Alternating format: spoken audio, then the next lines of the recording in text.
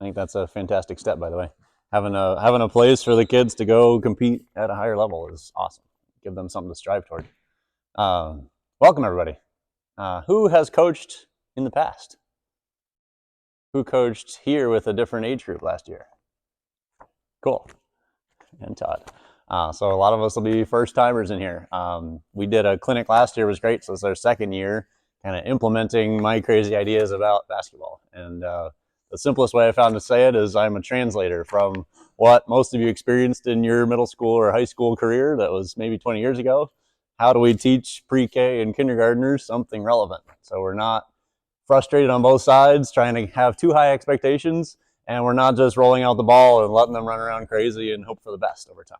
So we're trying to get really specific technical skills, some really basic concepts that will translate, and the ideas around spacing and movement and team interactions that are going to scale up with the size of the humans and the size of the ball and the size of the hoop that we just talked about through our different age groups.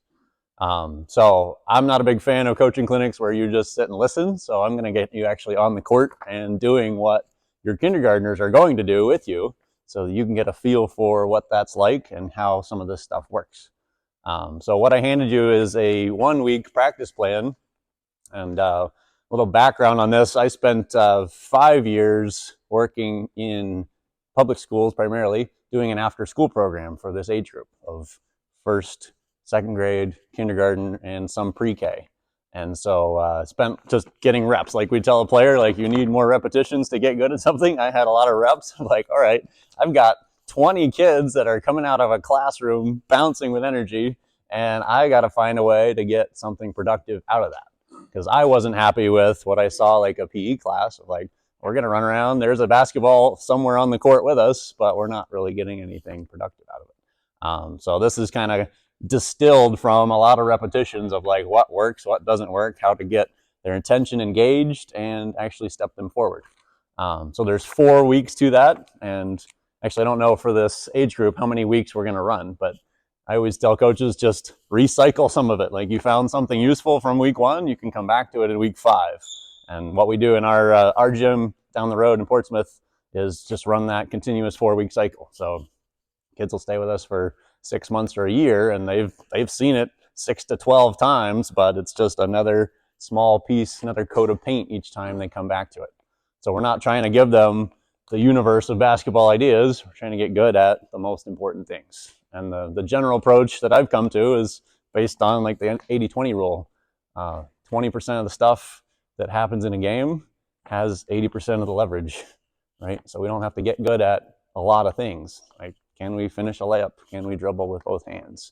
Can we find a teammate and move after we pass, or move when our teammate drives? So we're going to keep it pretty basic for today, dealing with pre-K and kindergartners. I have a 4.5-year-old right now that's right at this stage, and I'm experimenting with him all the time about what works and what doesn't work.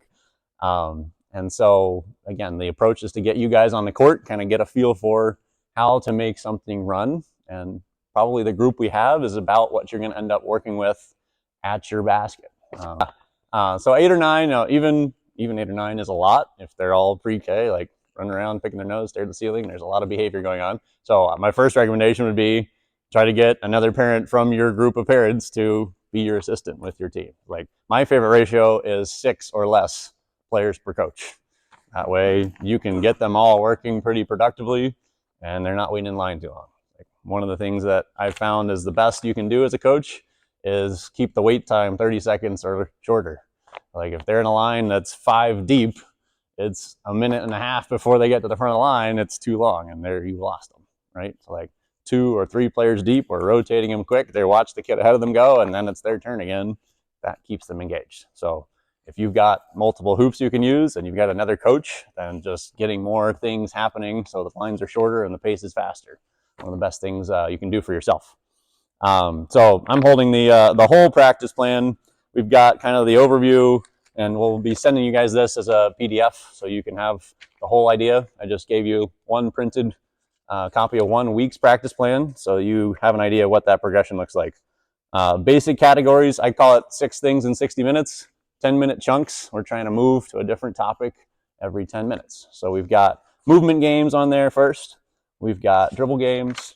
we have shooting games, a breakdown of a specific individual skill, and then trying to get them into a live action, which for these guys, I'll show you a couple of like crowd control games is how I call it, where you can keep everybody engaged, but they're playing like 1-on-1, maybe 2-on-2, maybe 3-on-3 by the end of the season. And they're getting some face-to-face, head-to-head competition, just starting to figure out what that kind of looks like. So any questions for me before we kick off? Anybody have any real doubts or hesitations about coaching kindergarten and what you should be doing? Yeah. Is it one or two coaches per team? I believe I have 2 coaches on every team. Awesome. There's a couple teams that have assistant coaches that there's certain games. Yeah. I will put out another. Yeah, that's great. 2 coaches per team. If you got 8 or 9, is awesome. So let's jump right in. Like I said, you can hold your practice plan if you want to keep it in your pocket, or stand up. I'd like to get everybody on the court. We're going to play a red light, green light game first to get you moving. And again, working on something specific and productive toward basketball skills. So if you read on there, red light, green light, most people would play that, up and down. You could do it without a ball. You could do it with a ball, but they wouldn't really give you anything specific about what to do with your feet. So all we're going to do is implement some footwork. When it's a red light, we want to jump stop. So green light, we're running. Yellow light, we're walking. Red light, 2 feet, even toes is what we're looking for.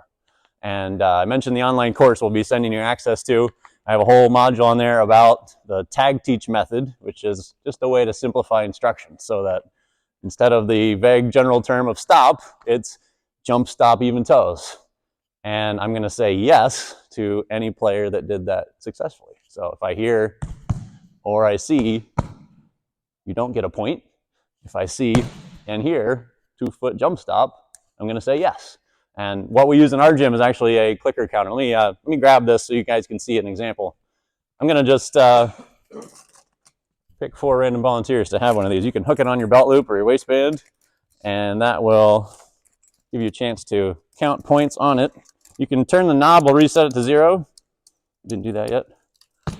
Hook it on your waistband. So what we use this for in our gym is to count points for attempts that were successful. So that means regardless of outcome, like when we're shooting, if we did elbow to eyebrow a shot, I'm going to say yes, and they get a point, even if they airballed that shot, right? So for this, the same idea. If we hit jump stop, you're getting a point. If you've got uneven toes, I'm skipping you and saying yes, yes, yes, yes. No for Brian, right? Make sense? All right, let's play red light, green light. If you can put that on your waistband so it's not in your hands, we're going to get to dribbling later. We want to have our hands free so that we don't have to worry about it. We can reach down, hit the button, and keep going. So, green light, you're running. Yellow light, walk or jog. Red light, jump stop. Why don't you show me one? Jump stop, just kind of where you are. Boom, you got it. All right, green light. Red light. See, Brian went 1, 2. Yeah, good. I think everybody else got it. I heard a clean hit. Yellow light. Red light. Yes. Green light. Red light. Yes. Green light. Red light. Nice. Good listeners. All right. Now turn around, come back this way. We're going to change it. And I recommend changing it this fast. Like what we just did is exactly what I would have you do in practice. They don't need to do 4 or 5 trips of green light, red light, green light with a jump stop. They've got it. We're doing it pretty well. It might be 60% of the class got it. There's going to be a couple kids that are just out there and didn't get it, and it'll take them a few weeks, so that's okay. The next stop we're going to do is a stride stop, which is more commonly called a 1-2 stop. I call it stride because it's faster to say. Just 1 foot and then the other. We're looking for even toes again at the end. And I won't worry about which foot it is that goes first. You're just coming out of a run. 1, 2, and I'm checking for even toes. That's what we'd call our tag point that I'm saying yes to. Make sense? All right, let's try it. Green light. Red light. Yes. So your toes are not quite even. If I was being really picky, probably not first week. If I'm being really picky, I'm going to not give you a point. And the kid's like, oh, man, I missed it. Green light. Red light. Yes. Green light. Yellow light. Red light. Good. That one was almost a jump stop. Looking for that 1-2 rhythm. Green light. Red light. Yes, good job.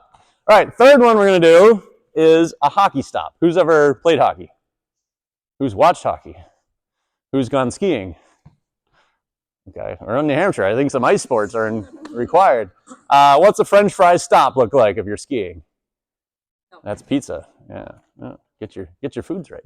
Yeah, turning sideways, right? So we eventually work on this as a ball handling move. Like to protect the ball from my defender works really good if I can turn sideways. Keep them over here, keep my ball over there. For footwork, it's fantastic. If you can get your pre-K and kindergartners good at this, when you yell out hockey stop later in third grade, they know what you're talking about. So running forward, we're going to use that wall where the door is as our toe target. When I say red light, we're going 1, 2 rhythm, toes to door. That make sense? Let's try just kind of stationary first. Show me hockey stop, toes to door. Boom. And if you've ever just run wind sprints with your coach in high school, that's what you naturally do, to turn your hips and push off to run fast. That's what we're naturally doing. We're just heightening their awareness of how to get there. Let's try red light, green light again. On a red light, we want toes to door. Green light. Red light. Yes. Perfect, 9 for 9. Green light.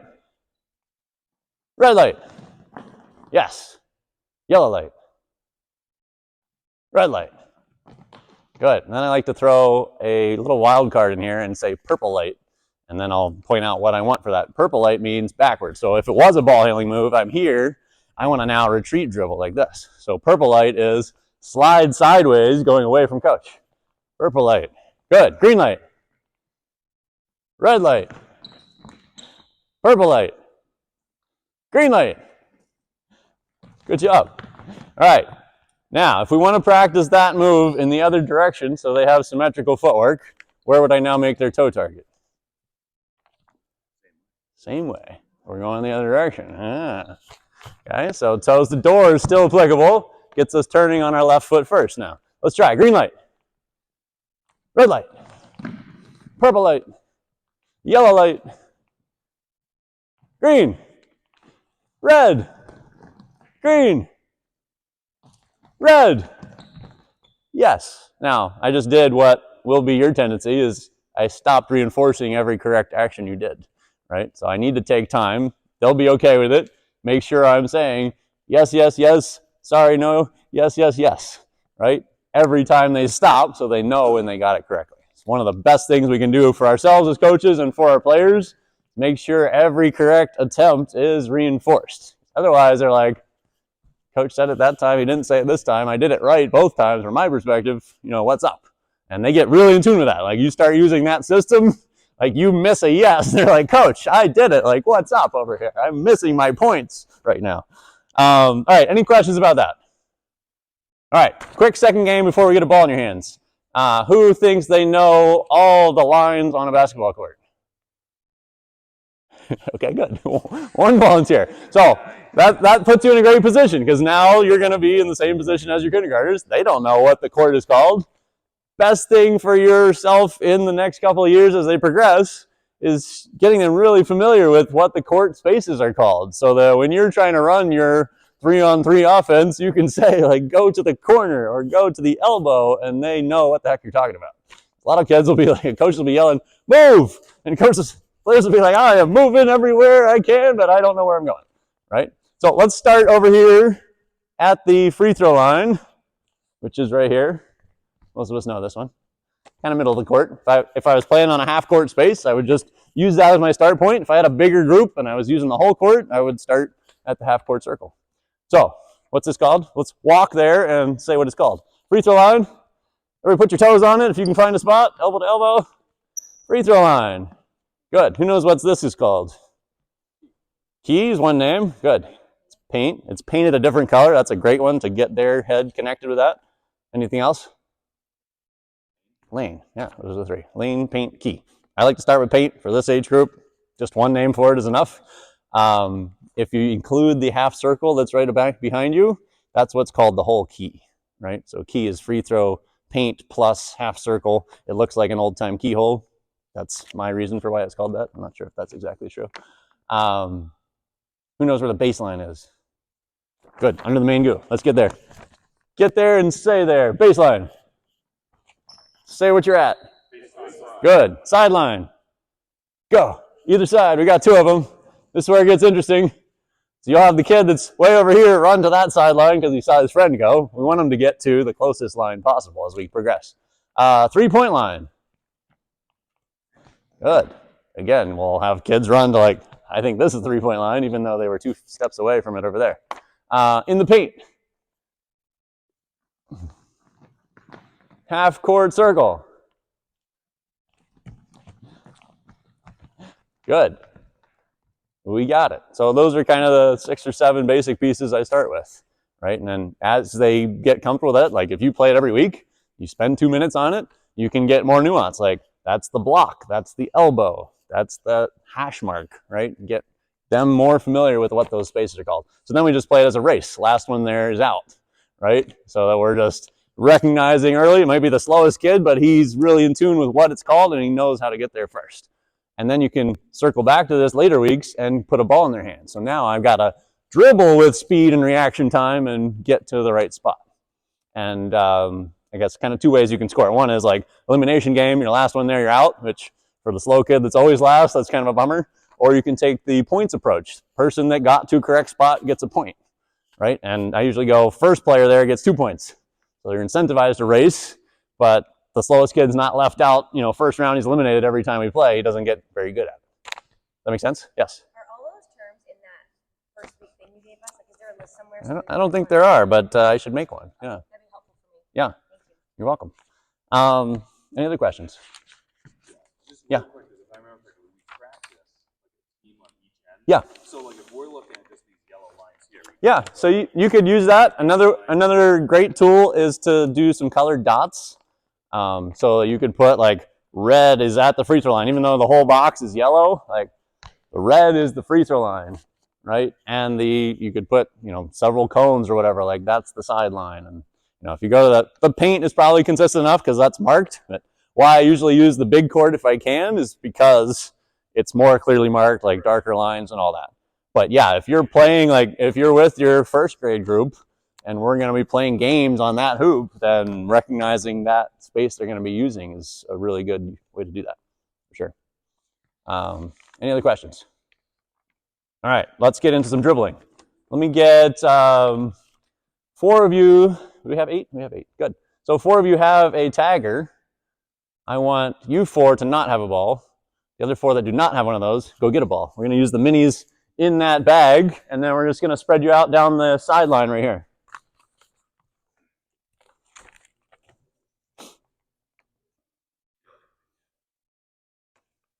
If you've got a tagger, you're going to be a partner with each of these. So let's spread you 4 out.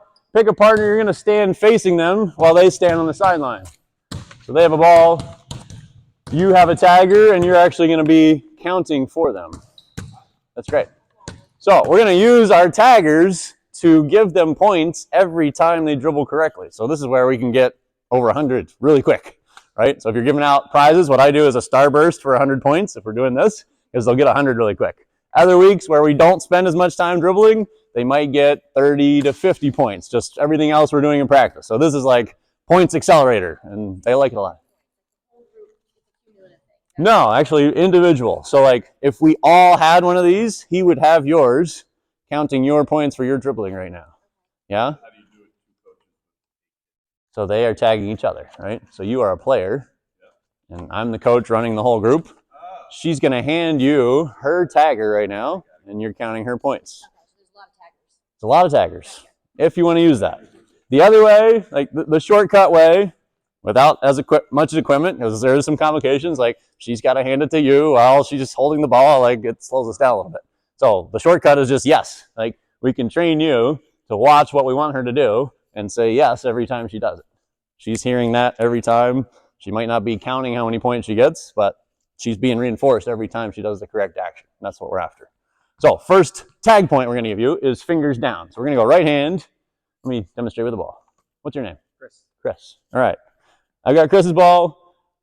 Fingers down is our tag point. So I'm going to demonstrate this is what we want. And now I'm going to give you a chance to be really in tune with what I'm doing. If I do this, no points. If I do this, yes points, right? So let's try both because it's good practice. Say out loud yes when you see what you want. Don't say anything if they don't do what you want. Eliminating the what not to do aspect of communication makes it a lot clearer for the little guys. So right hand, fingers down. Let's try it. Good. Test out your partner by doing it wrong a little bit. See if they're watching closely. Good. Good. All right, stop. Now, there you go. So the next progression, I probably wouldn't do this first week with these guys. Like, come back to it the next time you do it, maybe second, third week. Now we're going to try eyes up. So I call it a staring contest. Trying to lock eyes with him. You're only giving him a yes if eyes are locked, win dribble. So I get distracted, I get it back. I might glance up like 1 out of 5 dribbles, but I'm getting better at getting my eyes up. Let's try it. Right hand dribble, eyes up. Ready? Go.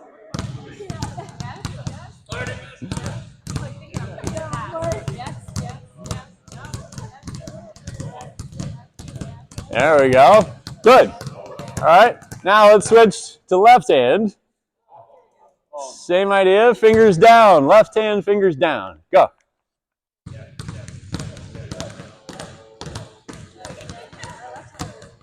That's it. Yeah, that's where everybody's at. If you're right hand dominant, you just feel like what it's like to be a kindergartner. Good. All right, stop. Let's try eyes up.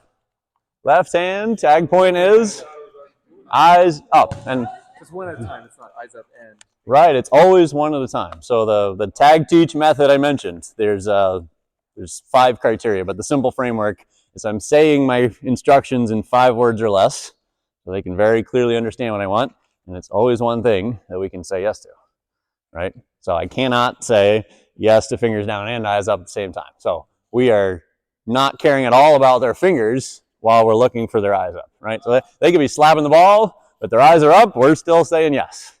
That's the big difference maker. All right.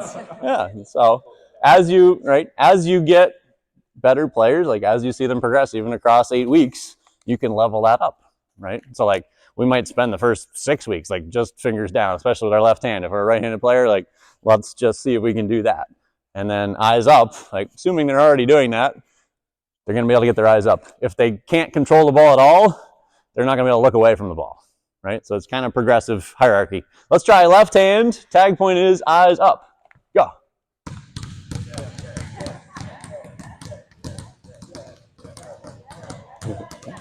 Good. All right, stop.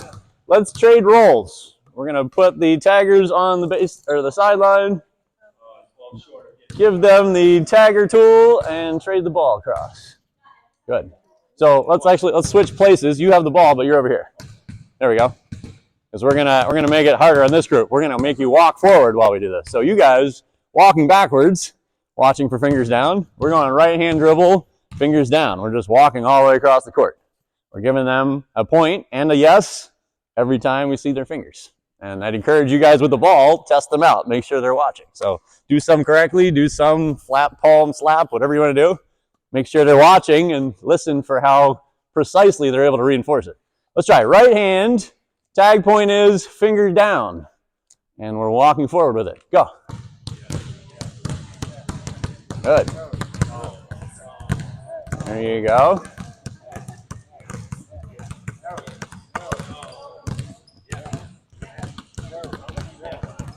Good job.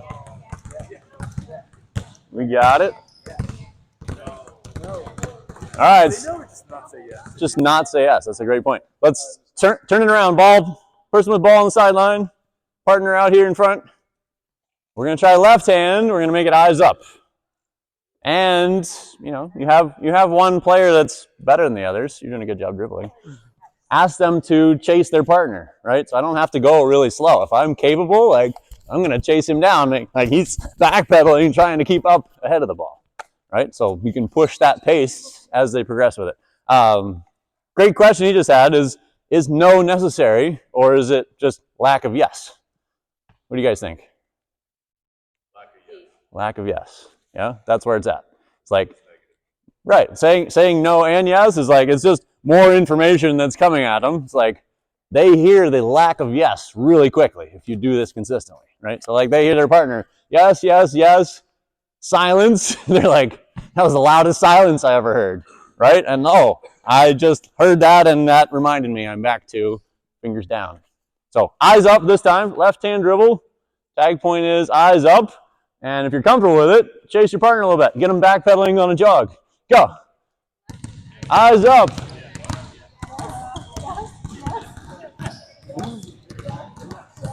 All right. Like it. Good work, guys. Any questions about that? What do you notice about your left hand?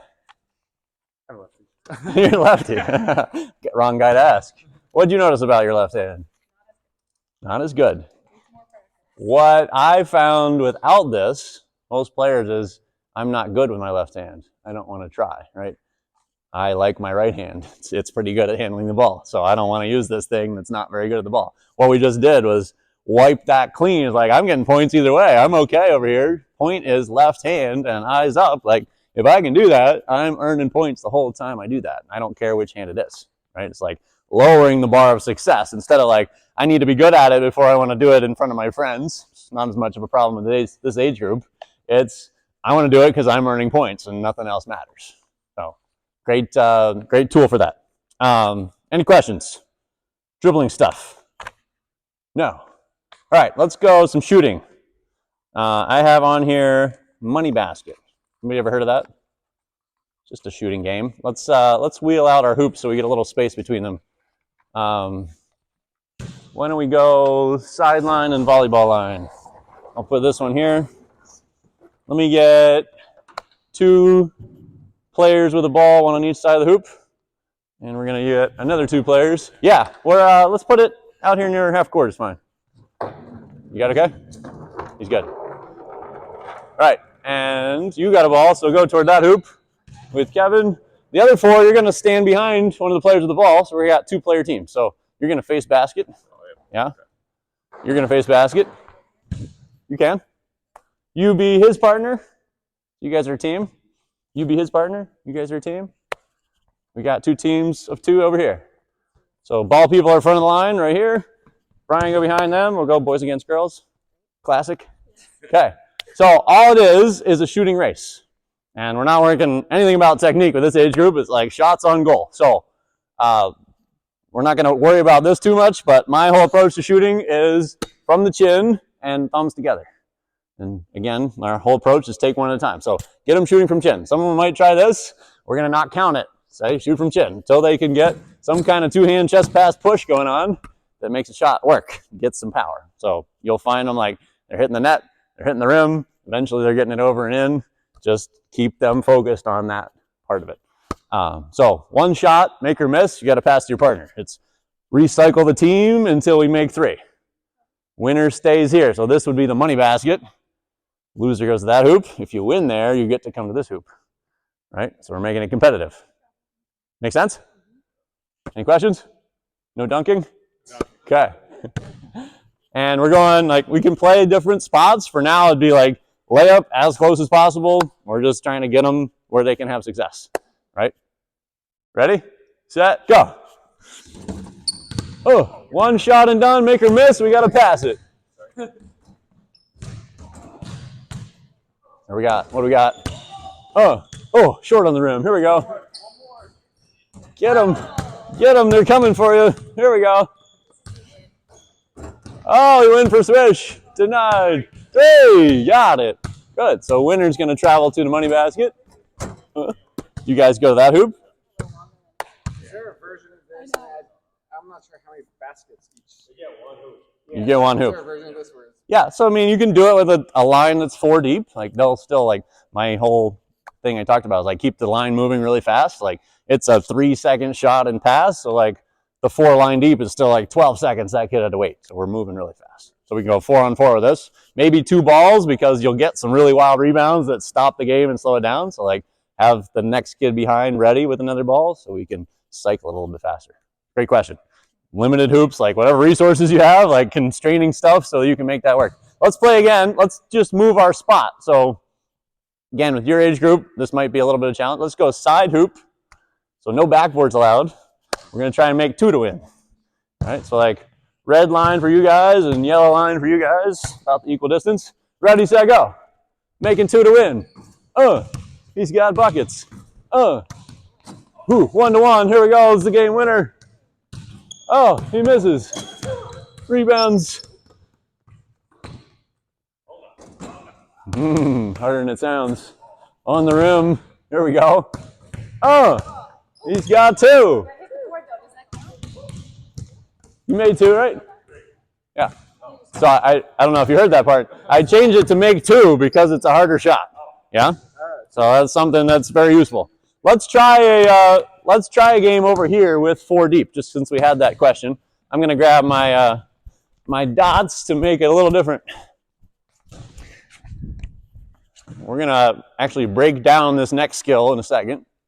But one thing you can do, because they can't shoot from very far, like with our older kids, we would move it back till we're like shooting 3-pointers, and now it's a game to 1. Like they're missing 90%, but they make 1 and they win. They're pretty happy, right? With the younger kids, I give them more space, but I have them dribble. So let's have you 4. We can keep 2 balls. You 4 are 1 team behind this dot, and you have to dribble in to your shot and then pass your partner. All right? You guys got the same? Left-hand dribbles over here. Let's go game to 3 again. Ready, set, go. 1. So easy. You're good. That's why we got a second ball, yeah. Yep, grab and go. Next ball is coming. We got 2 on this side. I just stopped counting over there. Did we get make 3? I think that's 3. Game. Good. So in this case, I would just have them switch sides and play again, right? So we could play all 3 of those spots we already did, right? I could have my dot here, like first game, we're making 3 here. We switch the teams to the other side. We play again. Then we do the corner spot.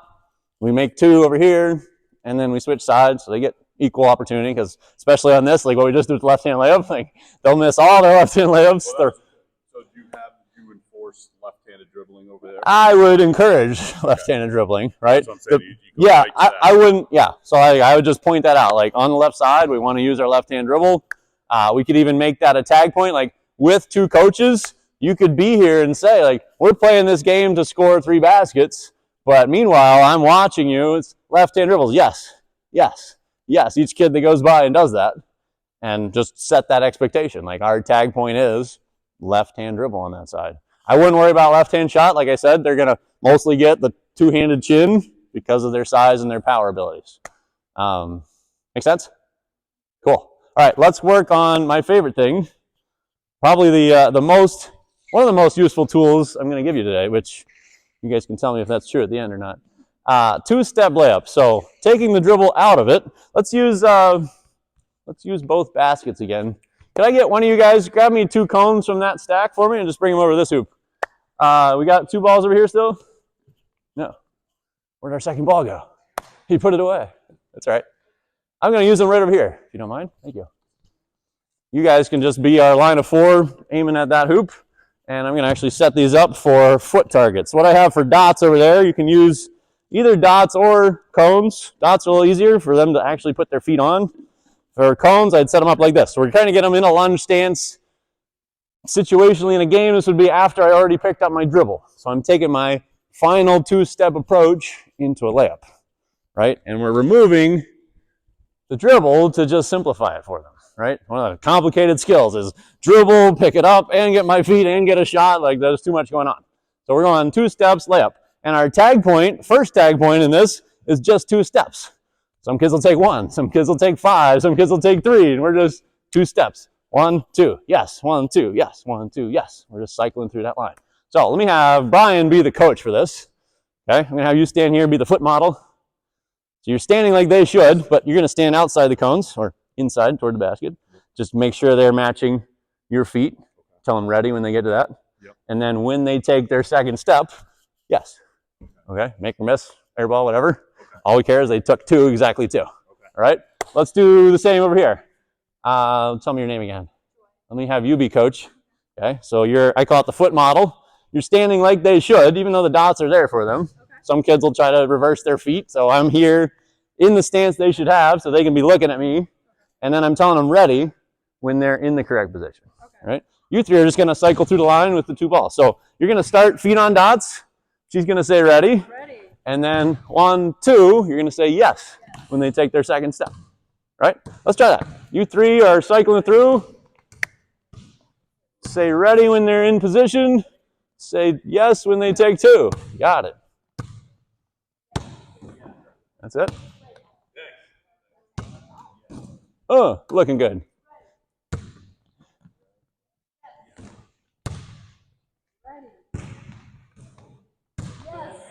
Good. Yes. So what if they like he's went right, left, Okay. 2 steps, but they were. Did he start with his feet correctly? No. So that's on you to. Okay. So and to get them to stop until you say ready. Okay. Okay. Because they will absolutely do that. Okay. So A is. Let's stop over there for a second so you guys can hear the question we just had. Is what do we do? Like, do we say yes if they started their feet opposite but actually did take 2 steps? Kind of a tricky question. I would say the better question is what happened that got their feet opposite at the start point, right? Like, technically, you should say yes. If they took 2 steps, even if the opposite footwork, technically, you should say yes because otherwise they're going to look at you. But what you can point out to them, and what I just told Brian, is slow them down, make sure their feet are correct here, and they're waiting for your ready before they start taking off. Are you running this again kind of like a speed drill? Or is it just... We're gonna build a lot of pieces onto this that will get faster. Right, but I'm saying, yeah. So like different approaches. So yeah. So there's that's actually a great question. So this week I'm kind of covering 2 different parts of shooting, you could say. So like the shooting game was not layups. We're just getting shots on goal and we're going faster, right? So like we're giving them the what I would call the context or the big picture of this is what shooting looks like. Try to get in the hoop any way you can. And then we're doing a breakdown of specific footwork for a layup, right? And so the next week we might take those 2 pieces in opposition. Like we might play a game that includes layups at a fast pace, and we might stop and break down, okay, shot from chin, thumbs together, footwork, and all that. That make sense? Okay. So we're getting them slowed down because if you have a long line, like you got 9 kids that are like running through here, like they'll run past you and do whatever. So we need to like have a stop point. You're waiting for coach ready before you go. That way you can have a chance to check their feet, right? And again, if you're standing in the stance that they should have, that helps a lot because the 3 guys that are about to come behind him are already able to look at your feet and like, okay, mentally mapping his feet are I'm going to be this way, right? Yeah. You break them up and then the opposite for the left-hand side? You could. I would probably not throw that at these guys, just the age level. I would say like we're going to do, even maybe for this practice, right? We're going to do all right hand today. Next week we'll do all left hand. Just so that you're not making them change back and forth, because that's one of the confusing things, right? It's like, wait a minute, everything's opposite when I change sides. All right, so let's add our next piece. This is, let me borrow a ball for a second. This is fantastic for any age group you coach because one of the number 1 struggles we have, like you'll see your 7th grader that plays soccer and is a really good athlete, he'll come flying down the court and do this on a fast, I think I was supposed to miss. He'll do this on a fast break because he's flying forward instead of getting upward. So I call it knee above hip. And actually, let's get a different coach to be our tagger. How about you? I didn't get your name. Dylan. Let me have you over toward the corner. So we're looking for knee above hip. So we would frame it as we're doing our 2-step layup. Our tag point is knee above hip. And he's standing there so he can get profile view of that, right? But if you were still back where Brian was, you might not be able to see it, right? I'm cross body away from you. So we'll have kids here, we'll have kids there. We just want knee above hip. And that translates all of our forward momentum and power that we want to get vertical into their shot. And suddenly your smallest kid might be able to get it up there on a 1-foot jump. Like pretty complex, challenging move for this age group, but works really well. So let's try it. Let's get a different tagger over there. You can stand baseline corner like Dylan is, so you can see profile view when they go by. And we'll have you 3 run through it as players. And here, if you had 2 coaches, I'm going to put you on the other side. Yep. They're going to be going right hand layup still. You're just right next to their right knee is where you want to be. So we had two coaches. One could be the foot model still, and one is the tagger, right? Let's try it. Knee above hip. There you go. Yeah, start feet on dots. Perfect. And then 1, 2, and then. Knee above hip. Yes. There we go. Yep. Now, it's the clearer, more consistent word you can find is the best thing you can do for them. Yes. Good. So you're fine. There we go. You're ready. Yes. It is. Kids will tell you that too. Like they're used to the dribble action. Start on dots. Good. 2. Yes. Nice. All right. Now, a lot of us, because we have big hands in relation to our ball, we're holding it only in one hand into the shot. Your kids probably won't have that problem, but they might hold it a lot of different crazy places to try to shoot it. I call it pizza pan. So I'm holding the ball on top of the shoulder in a 2-hand grip. And you can really stand a lot of different ways, wherever you can see this. We want pizza pan before they start moving. So we're getting their feet ready. We're asking for pizza pan until shot. I'm just keeping it here until I shoot it. And that gets their mechanics lined up. And we're going to let go of the other pieces. Like they might take 3 steps and they might have their foot way back here. But if they did this, you're still saying yes. Yeah? Only at the start. Well, all the way through. Yeah. So like this coach or wherever your position, like it's not as important because you can see this from a few different angles, but wherever you are, you're going to wait until they have this before you say ready. And then you're going to say yes if they keep it there until shot, right? So that's the specificity of instructions is pizza pan until shot. It's not pizza pan and then whatever and shot at the end. I'm pizza pan and I'm locked in there until I shoot it. Make sense? Let's try a different reinforcer. You want to take a turn? Dylan's got a ball. Here you go, Brian. Let's get a different reinforcer. Let's try it with just one coach so we don't have a foot model and we have a left. Yeah. Oh, actually, if you have dots, let me give you this one. This was a recent development for me. Hold for a second, guys.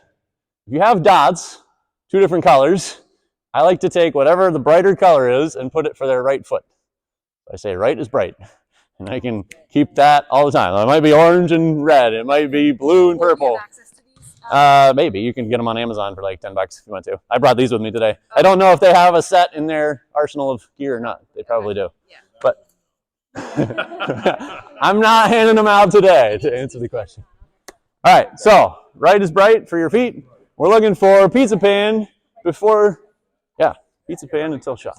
You gotta go? Yeah. All right, dude. Thanks for coming. You're welcome.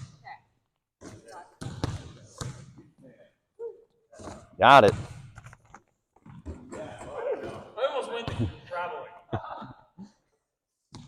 Okay, so we need to get set up. So, yep, there we go. Good, Dylan.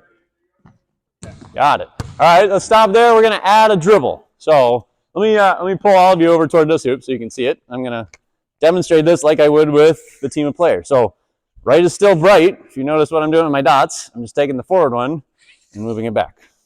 This is now our new start position. So I can still have a coach as a foot model. Now we're gonna add a dribble. We're gonna be able to take 3 steps because we're taking a dribble on the first one, plus 2 more that we already practiced. Make sense? Okay. So now timing of the dribble is where we want our focus to be. We'll get all kinds of different things. So what we want, our tag point is bounce with left foot. And we're gonna worry about which hand they actually dribble with later, right? So bounce with left foot. So this is my left foot. I want this. Now you guys be coaches. Say yes if I do that correctly. No. Yes.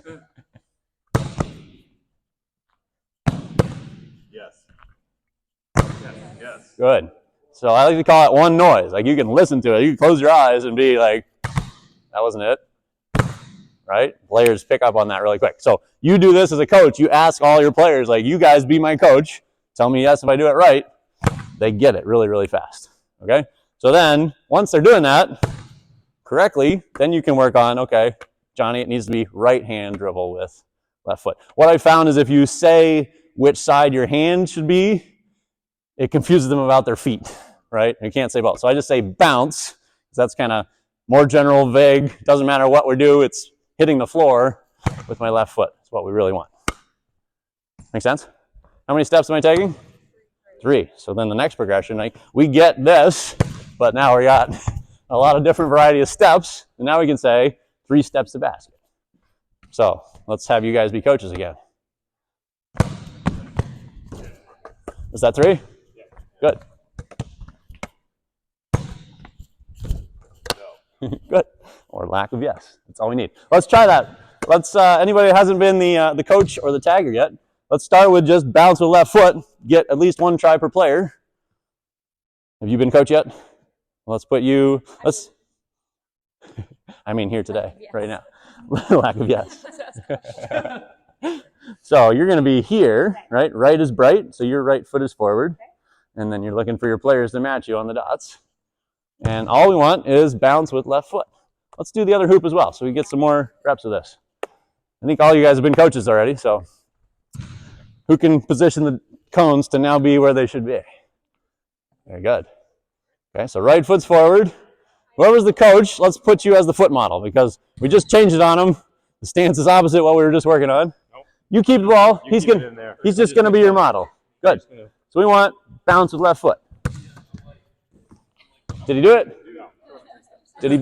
Did he bounce with left foot? I think I did. Left foot, not really. Okay. I think you did. That's all right. Making sure we're watching the right thing. Here we go. Did he bounce with left foot? He did. Yeah, we need the yes. As soon as it bounces. Yes. Yeah. As soon as it bounces. Timing is important. Ooh, look at that. You got the pizza pan too. Nice job. Putting pieces together. You'll get 1 or 2 kids out of 8 that'll do that. They'll start connecting dots before you even ask them to. Good. All right, so now let's try 3 steps to basket. 3 steps to basket. Players, try messing with them a little bit. Do 1 step, do 4 steps. I want you to do 3 steps. So let's try you framing it this way. Okay. Tag point is Tag point is 3 steps. to the basket. 1, 2, 3. Yes. He took 3 steps, right? Yeah. No, that's good. That variety is what really distracts coaches, right? It's like, I want this and that, when we really want one thing to get mastered. Was that 3 steps? That was like 3.5. It was like 3.5, yeah. Right. So you can point that out, like that small nuance as they get into it. All right, do a little shuffle at the end. Yep, so next time, 3 steps to the basket. Got it. It's good. All right. It's good.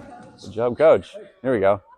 1 step. So that was 1 step. I've seen a lot of kids try that way. 1, 2, 3. Yes. All right. Oh, Brian's got it going on. Good job. 1, 2, 3. Beautiful. All right, let's stop right there. I want to get to our final game here. So I'm just going to turn our hoop here. Let's keep our teams. We got 7 now. Let me have you guys just sit kind of even with the top of the key right here. On the ground, yes. Crisscross applesauce. Looking at the money basket. And actually, I'm going to slide you over more. I'm making a miniature court. I just got slightly out of position. Let me have. Let's see. I'm going to keep you as a coach. Okay. I'm going to have you 3 sit on the red half court line for me. And if you've got dots or cones, put like endpoints on where you want them to sit. It helps a lot. I'm going to turn this basket to face the other basket and play our final game. So this is what I call face-off.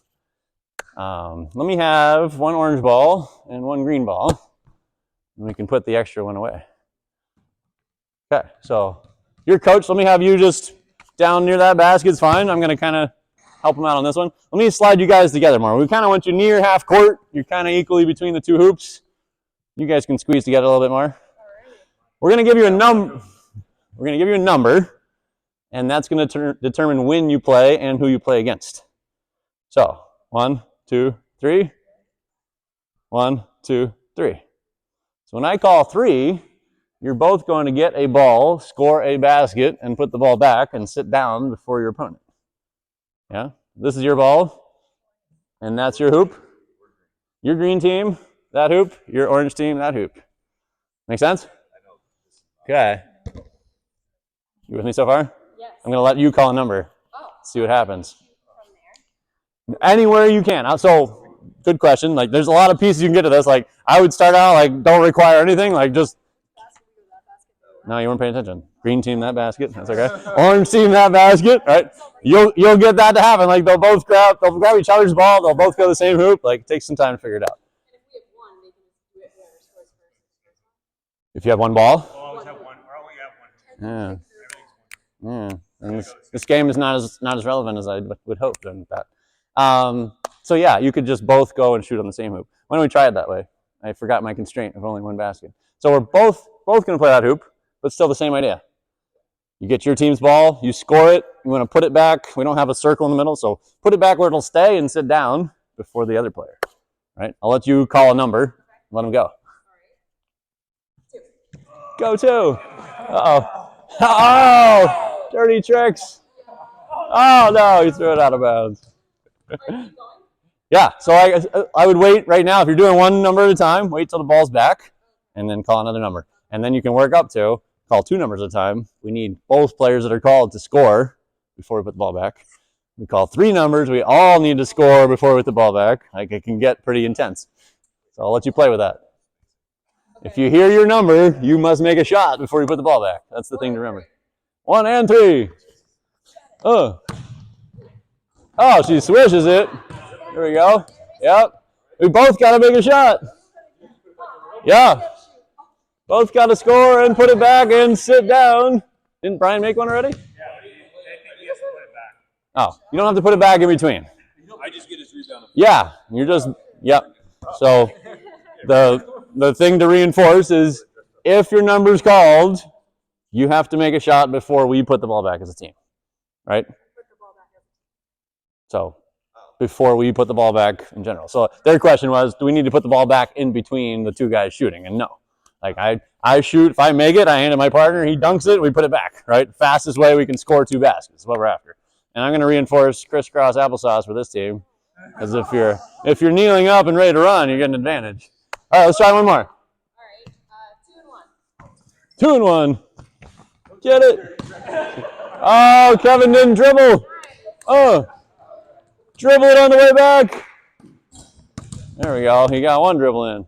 So what I work up to, like, first time you guys might just let him run, but what Kevin did, I would not count his basket because he didn't dribble between here and the basket. All right? So, like, we can reinforce that. Or, like, leveling up over time, we could say the teamwork way to do this is I get the ball and you run to the rim and I pass it. You dunk it.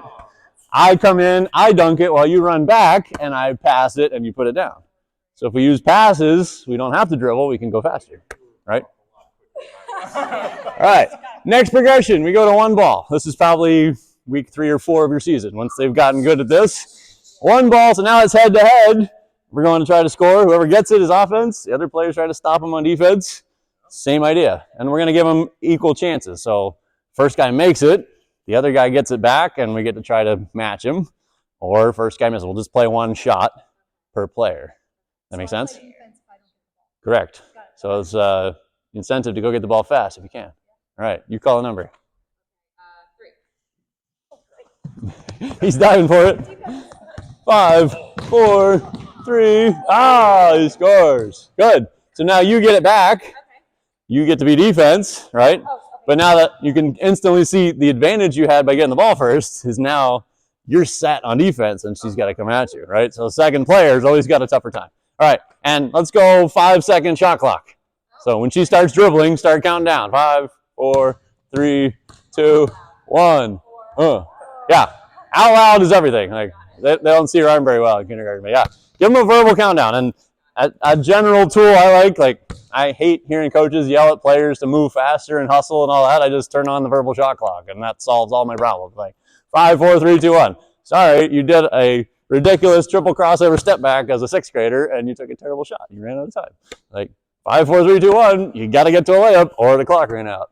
Works really good. So again, progression. You could call all 3 numbers, and they've got 3-on-3 chaos to a basket. A lot of fun. Again, I call it like crowd control games. Like we couldn't really set them up like let's play full court 3-on-3, but we can do this, and they can get pieces of that actually works them toward real basketball. Make sense? This Good job. today is on that sheet, or this? It is. Yeah. Everything's on that sheet. So that's the week 1. I just followed what I handed you guys. And there's 3 more that are variations of that. There's a couple other pieces, but again, the goal today is just give you the framework that you can kind of mix and match the pieces. Yes. I'll send you a PDF that it has kind of an overview and description of like what we're doing and why, a list of all the games, and then a plan for 4 weeks. I do. I'm working on the video database of all these different pieces. I don't have that yet, but yeah. Let's gather in the bleachers for a second. You guys are done. I want to ask you a couple questions to wrap up. My assistant court volunteers, could you put our small hoops away for us? Thank you. All right. We can get our mini balls away over here. So, tell me one useful thing from the day. The most useful as the priority. What do you got, Brian? I think for my PreK kids, it's going to be identifying the spots on the court. Good. To start. Yeah. Know the court game. Right is bright. Okay. How about Kevin? Just ways to make things a competition. Yeah. For fun. Good. Yeah. Way to do something productive and make it competitive. So we're just making baby steps forward all the time. That's great. How about you? Isolating one skill at a time. Good. Yeah. That's really the secret. Like if I were to point to one thing that's made me successful as a coach is like get laser focused player and coach. We only care about one thing. When we get it right, we celebrate and we move on to the next thing really quickly. When, yeah. 2 steps to shoot, after the dribble, 2 yeah. steps in. Yeah, so I really wouldn't, I would just cycle through them as needed. So I wouldn't ever ask for 2 things at the same time, right? They'll put them together on their own. Like we even had, I forget which one of the coaches was like, might have been you. Where you're like, I did dribble and 3 steps and pizza pan, and like, I feel good about myself. I'm like, coach, but yeah. Sure. In your experience, yeah. Do you do that together while coaching? No. College players, I do the same approach, higher level complexity to skill, but the same individual piece at a time, right? It's dribble to elbows to ears. It's dribble to Euro step decision. Like all those pieces are just one thing at a time. And the players do a great job. That's kind of what everybody's doubt is. Like, will they put those pieces together? The answer is yes. Like they see those pieces tied together cohesively. Like the very next week, they're like, I remember dribble with left foot. I remember pizza pan, and I remember knee above hip. Like, suddenly you just like you feel as a coach, I only spent 10 minutes on this for 1 week and now all my kids are making every single layup and it actually looks pretty good. It's like, it's kind of amazing. I didn't get you 2 yet. Useful thing for the day. I like the footwork stuff. Good. Yeah, just the warm-up game. Yeah, red light, green light. Yeah, they don't know what their feet are, right? They don't know which one is which for sure. But like, yeah, productive out of a simple game that they're probably familiar with at school or whatever. Like, get a jump stop. Get a stride stop, get a hockey stop, and yeah, really pays dividends over time. How about Dylan? I like the lots of yes and absence of yes. Yeah, good. Yes and absence of yes. Yeah, it's again, one of the most useful things you can do is simplify your instructions, right? So even as we started getting into it, I think it was you that were the coach, like asking for 3 steps, and like you can add a lot of extra that's just kind of overwhelming information for them. So like 5 words or less, yes. Or lack of yes, and that's what they need to really start stepping it forward. Cool. Any questions for me? Yes. Quick piece of advice for like last year when I did PreK. Yeah. I thought this was all great, and we got to practice in the simplest things like splitting the group into 2 to sit on 2 different sides of the court, 2 different lines. Yeah. Turned out to be the most challenging thing. Yeah. I ended up buying colored wristbands, so I could easily be like reds on this side, yellows on this side. Yeah, that's good. And that sped that whole thing up a ton. That's I right. also was using like painter's tape, but I didn't know about the spots. The spots will be very dots are easy. if they don't have them here. Yeah. Because then it saves that whole other thing of like, where do I line up? Right. Like, those Yeah, things. splitting up teams and stuff. That's a good shortcut. I guess my favorite system for that, like armbands are great. Is just have them choose a buddy they want to play against, and like you're both number 1s, go sit down. You're both number 2, sit down. You're both number 3s. Otherwise, like, yeah. Has suggestions on what might work best for them and their team, just send me a quick little email. I think the dots Yeah. Absolutely. Yeah, absolutely. That's really good. Whatever you think is going to make a Yeah. better environment for the kids to learn basketball. Because cones are good, but Yeah. actually go put Yeah. And they stay put on this floor too. Yeah, absolutely. Yeah. So I can make a big order of dots, and if there's any other things, arm bars, bands, and things like that, just send me an email, and I'm happy to provide those resources for you all. Awesome. I think both of those is fantastic. Yeah. Let's do it. Yep. We did for soccer name tags the first, for me, it was like 3 weeks because I'm terrible. Mm. And that was the best thing I ever did. I can give Just you- having them Yep. ready at the beginning of each practice because I could not remember the kids' fill life. I got Yeah. several rolls of That helps a lot. name tags, Oh, so I can awesome. give everybody a roll. Great. think Can I it's take a roll home so I can fill them out in advance? Absolutely. Okay, Yeah, let me see thank if I you. can track them down. Oh, yeah. Sweet. Yeah. All right. Good work, guys. Thanks for coming. Thank you. Good luck with your season. BJ, I want to introduce Yeah. myself.